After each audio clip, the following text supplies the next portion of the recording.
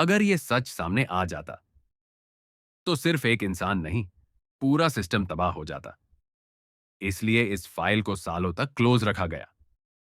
आज जो कहानी तुम देखने वाले हो, वो एक ऐसी फाइल है जिसे या तो इग्नोर किया गया या जानबूझकर छुपा दिया गया।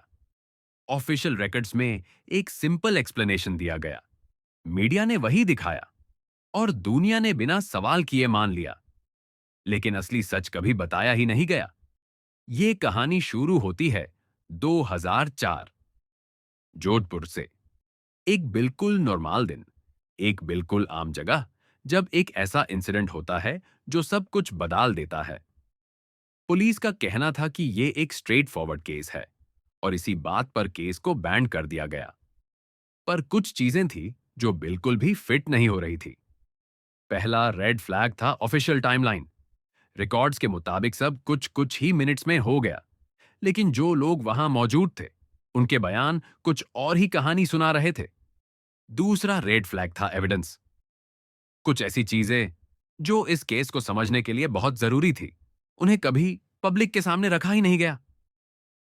और तीसरा, सबसे डिस्टर्बिंग रेड फ्लैग, जो भी इस केस पर सवाल उठाने लगा, या तो वो अचानक चुप हो गया या फिर सिस्टम से ही गायब हो गया। एक वक्त ऐसा आया जब ये केस धीरे धीरे लोगों की यादों से मिटने लगा। तभी एक डॉक्यूमेंट सामने आता है, सिर्फ एक फाइल, लेकिन उस फाइल में लिखी बातें पूरी कहानी को पलट कर रख सकती थी।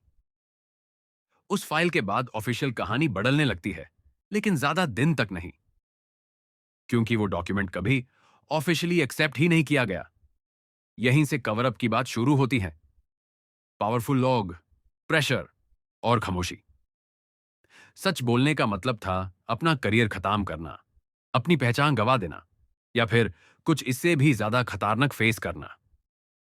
इसलिए ज्यादातर लोगों ने चुप रहना ही बेहतर समझा। और जो चुप नहीं रहे, उनके बारे में आज कोई बात नहीं करता। आज भी इस केस से जुड़े कुछ सवाल बिना जवाब के हैं। एविडेंस कहां गया? स्टेटमेंट्स क्यों बदले? और सबसे बड़ा सवाल, इस सब से फायदा किसने उठाया? जब तक इन सवालों के जवाब नहीं मिलते, ये केस सिर्फ कागजों में बैंड हो सकता है, हकीकत में नहीं।